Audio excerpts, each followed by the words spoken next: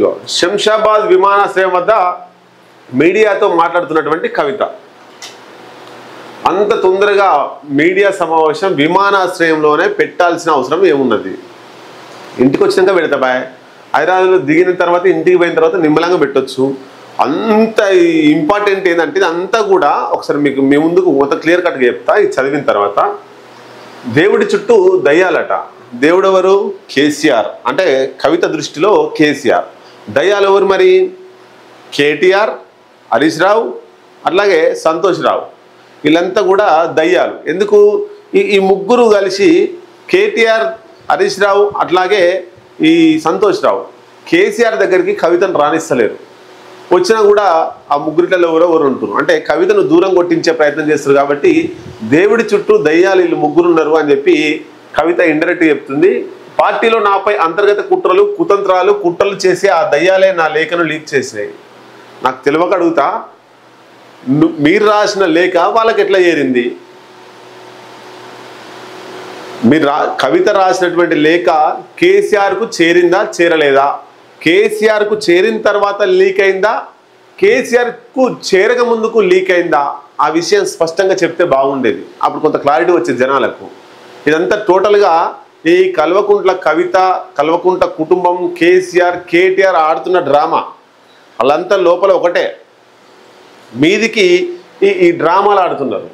మరి కేసీఆర్కు చేరిన తర్వాత లీక్ అయితే కేసీఆర్దే బాధ్యత. కేసీఆరే లీక్ చేసినట్టు. లేదు, కేసీఆర్కు చేరకముందు లీక్ అయితే కవితనే లీక్ చేసినట్టు. Simple logic. ఇక్కడ పెద్దగా ఇబ్బంది పడాల్సింది ఏం లేదు.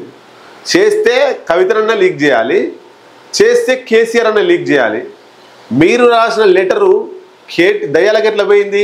కేటీఆర్కో, హరీష్ రావుకో, సంతోష్ రావుకో ఎట్లా చేరింది లీక్ చేయడానికి? చేరితే కేసీఆర్ నుండి చేరాలి, చేరితే కవిత నుండి చేరాలి. మెల్లగా ఆమె ఏం చేసింది?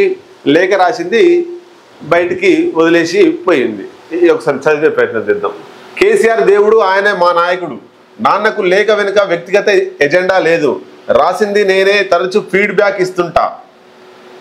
పార్టీలో అన్ని స్థాయిల వారు అనుకుంటున్న విషయాలనే నేను ఆ లేఖలో ప్రస్తావించాను. నా లేఖే బయటపడితే ఇతరుల పరిస్థితి ఏంటి? లోపాలపై చర్చించాలి, కోవర్టుల్ని తప్పించాలి. అప్పుడే పార్టీ 10 కాలాల పాటు చల్లగా ఉంటుంది. అమెరికా నుంచి తిరిగి వచ్చిన కవిత వ్యాఖ్యలు, ఆమె చెప్పిన దయ్యాలు ఎవరు అంటూ విస్తృత చర్చ. ఒకసారి లేఖ కూడా మీ ముందు తీసుకొస్తా. ఆ లేఖ విషయం, లేఖలో ఏముంది అసలు అనేటువంటిది అంతా కూడా నిన్న చూసిన మీడియాలో. యాక్చువల్లీ ఇక కవిత రాసినటువంటి లేఖలో సగం ఇంగ్లీషు, సగం తెలుగులో ఉంది. ఆమె రైటింగ్ కాదు నాకు తెలిసి, ఎవరితోటో రాయించింది. బహుశా ఇమాన్స్ తోటి రాయించింది ఏమో అనుకుంటున్నా నేను. ఇమాన్స్ తోటి రాయించింది అనుకుంటున్నా. ఎందుకంటే కల్వకుంట్ల కవిత సంతకం చూడండి, ఇగో లాస్ట్కి చివరిగా థ్యాంక్ యూ అని చెప్పేసి కవిత సైన్ ఇట్లా ఉంది చూడండి. కవిత అని పేరు రాశారు, సైన్ చేయలేదు, జస్ట్ పేరు రాశారు. ఒకసారి గుర్తుపెట్టుకోండి. ఇగో అసలు కవిత సంతకం ఎట్లుంటుంది? ఆమె అఫీషియల్గా ఎమ్మెల్సీ కాబట్టి ఇగో మెంబర్ ఆఫ్ పార్లమెంట్ అప్పుడు ఉన్నట్టు కల్వకుంట్ల కవిత, ఆమె సైన్ ఇక్కడ ఉంది. రిగార్డ్స్ కవిత కల్వకుంట్ల. ఇక్కడ సైన్ ఎట్లుంది? ఏదది? ఇగో ఇక్కడ సైన్ ఎట్లుంది? దీనికి చాలా తేడా ఉంది. అసలు ఇక్కడ నేమ్ రాసిరు, ఇక్కడ సైన్ చేసింది. అంటే ఈ లెటర్ కవిత రాసింది కాదు, ఇమానుసు చేత రాయించింది అనుకుంటున్నాం. వర్గ చర్చ నడుస్తుంది. ఎవరో ఇంట్లో పిల్లలతో రాయించింది. రాయించి కవిత కేసీఆర్కి ఇస్తే కేసీఆర్ చదివి ఆడ పెట్టుంటే సంతోషరావు లీక్ చేసి ఉంటాడు. లేకపోతే కవిత చిన్నపిల్లలతో రాయించి అక్కడే మర్చిపోయి ఉంటే అట్లనే లీక్ అవుతుంది.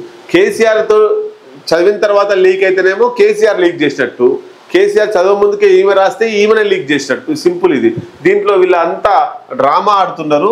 వీళ్ళు పెద్దగా రాజకీయాలు అంటే ఈ కాళేశ్వరం మీద కేసీఆర్కి నోటీసులు వచ్చినాయి, హరీష్ రావుకి వచ్చినాయి, ఈటల రాజేందర్కి వచ్చినాయి.